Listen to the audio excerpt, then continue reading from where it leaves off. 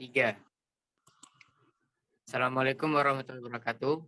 Kami dari kelompok 3 komunikasi data yang terdiri dari Anggi Pradana Yohani, ada Muhammad Rian Hendriana, ada Riki Aditya Putra, dan ada Yohan Misael yang akan membahas 2 materi terkait pengkodean data dan teknik komunikasi data digital. Langsung ke slide selanjutnya.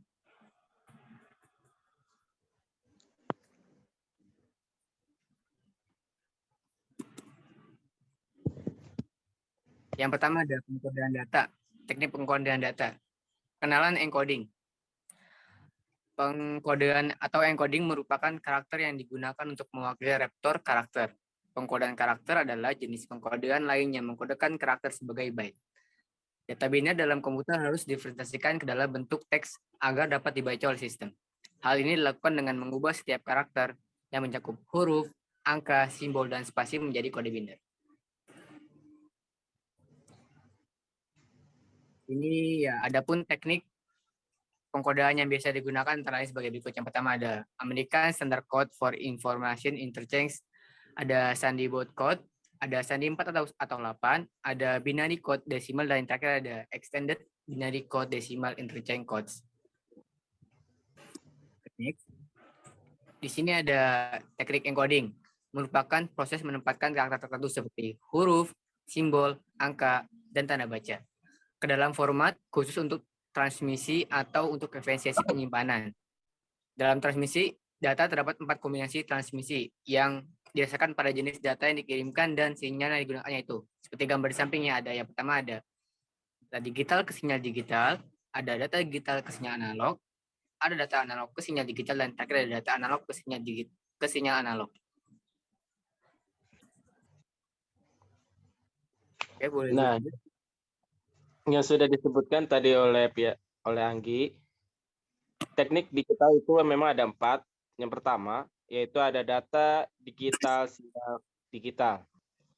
Nah, definisinya yaitu data yang memiliki deretan data yang memiliki ciri-ciri tersendiri.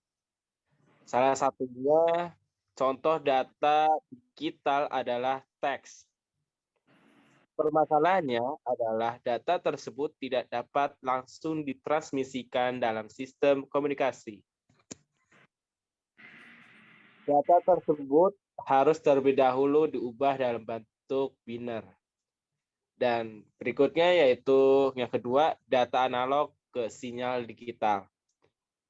Konversi data analog ke bentuk digital memungkinkan pengguna perangkat transmisi dan switching digital. Transformasi data analog ke sinyal digital, proses ini dikenal sebagai digitalisasi. Nah, digitalisasi ini ada beberapa 3 hal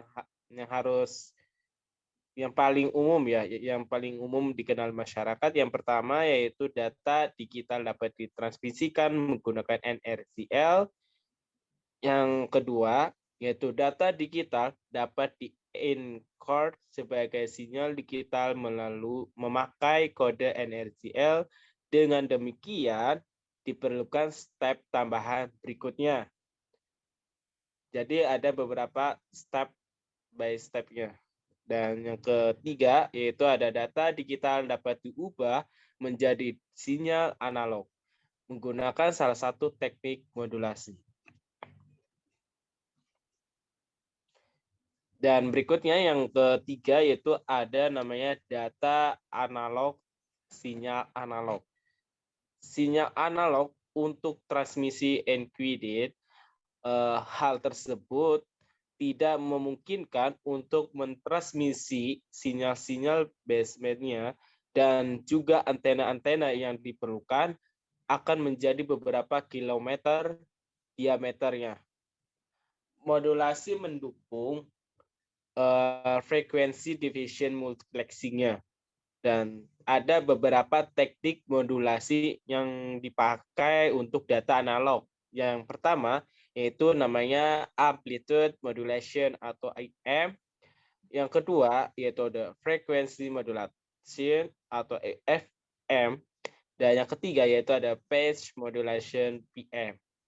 Dan berikutnya yang terakhir yaitu ada yang keempat yaitu data digital ke sinyal analog. Nah, definisinya yaitu transmisi data digital dengan menggunakan sinyal analog. Nah, contoh umumnya yaitu public telephone network. Di definisi yang dipakai yaitu modem atau singkatannya itu modulator, demulator yang mengubah data digital ke sinyal analog atau modulatornya ya. Dan sebaliknya mengubah sinyal analog menjadi data digital demulator.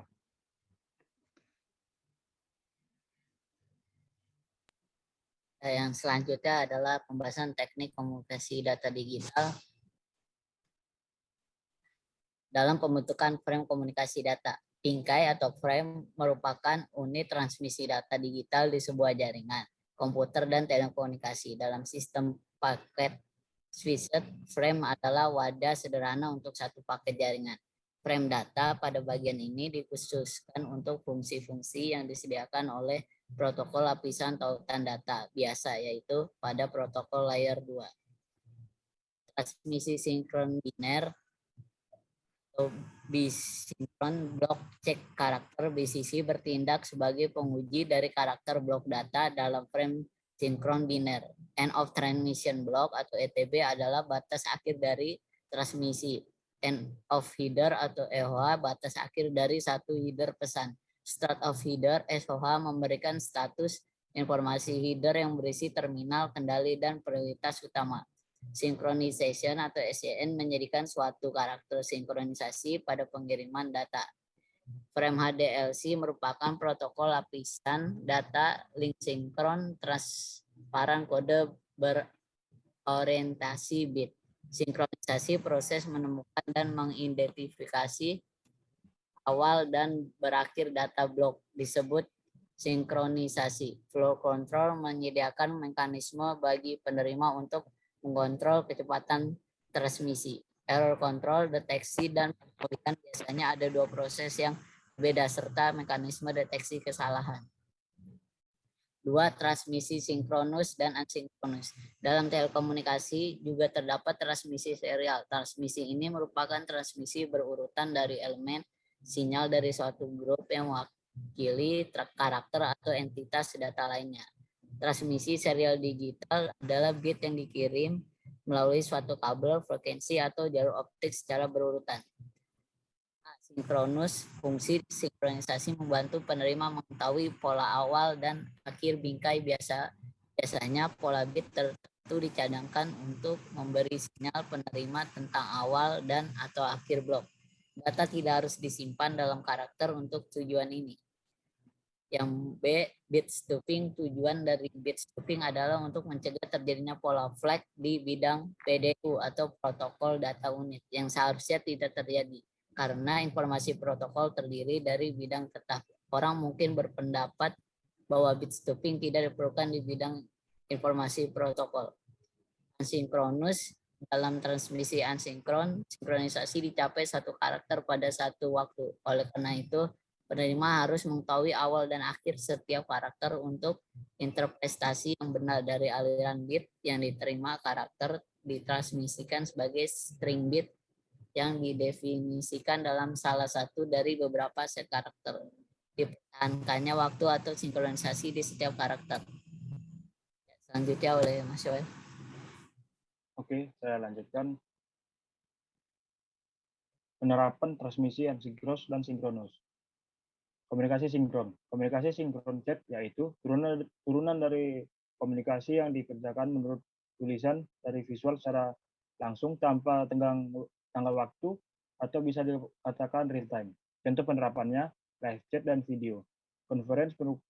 Video conference, penukaran pesan verbal maupun visual yang dilakukan secara daring atau online atau elektronik sinkronus yang dipakai dalam fitur aplikasi seperti pesan, WhatsApp, Line Chat Skippy, dan lain-lain, Zoom, Google Live, dan lain sebagainya.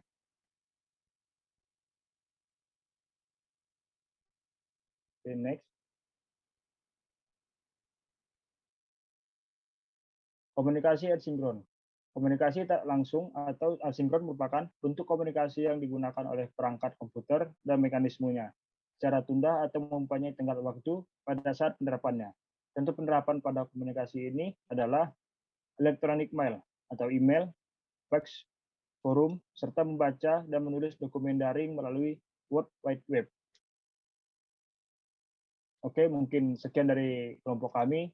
Jika ada kekurangan atau mungkin teman-teman ingin menambahkan, bisa menambahkan nantinya di kolom komentar, karena videonya akan di-upload di YouTube.